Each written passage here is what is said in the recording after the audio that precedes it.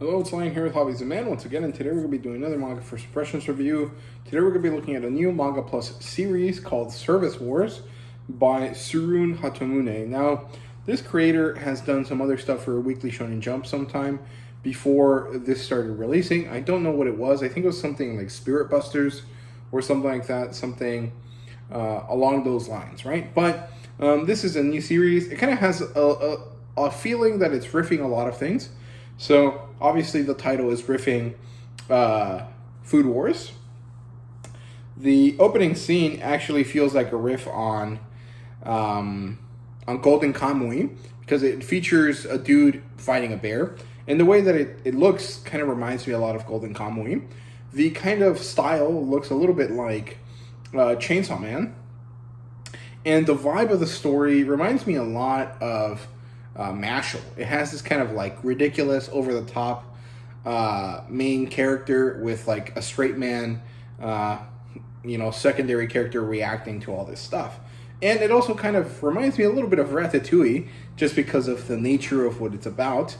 And it's really interesting, and I found it to be enjoyable. I don't really find it to be funny, because, Japanese humor, and especially like gag-related humor, is usually not something that hits very well for me, but I did still find myself enjoying the situations that were presented and kind of finding them amusing or entertaining without having to like laugh at them, if that makes sense. Like the level of enjoyment or the level of funniness that I experienced was kind of mild, but it was enough to keep me entertained, and there was a lot of ridiculous stuff happening.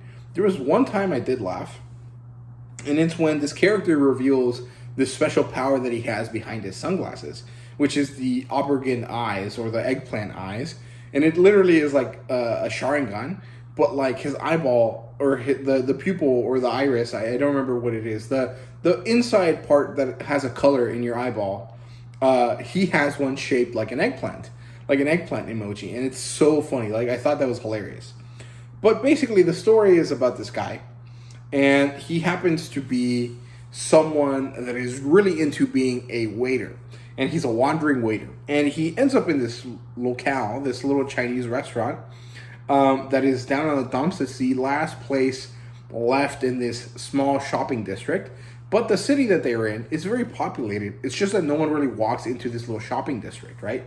But the main character waiter guy shows up. He's really hungry because he's been on an expedition fighting bears in the mountains, and he hasn't had anything to eat.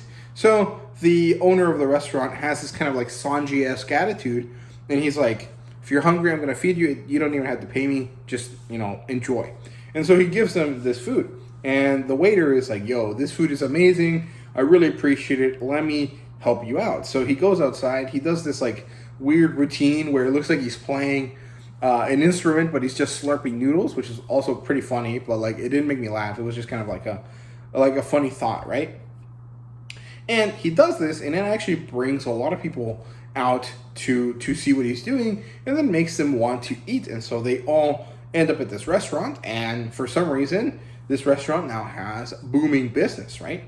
And then the first thing that they really have to deal with, the first problem that arises, is this guy called Stopwatch Sekiguchi, who is basically like an asshole reviewer, right? He's like your standard Yelp reviewer, who's just angry at the world and just wants to fuck over this restaurant, and complains about all sorts of things that, really aren't that important about the service of the restaurant, right?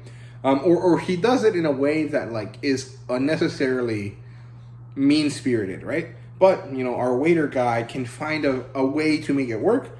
And eventually he has to deal with the fact that this guy is trying to just ruin their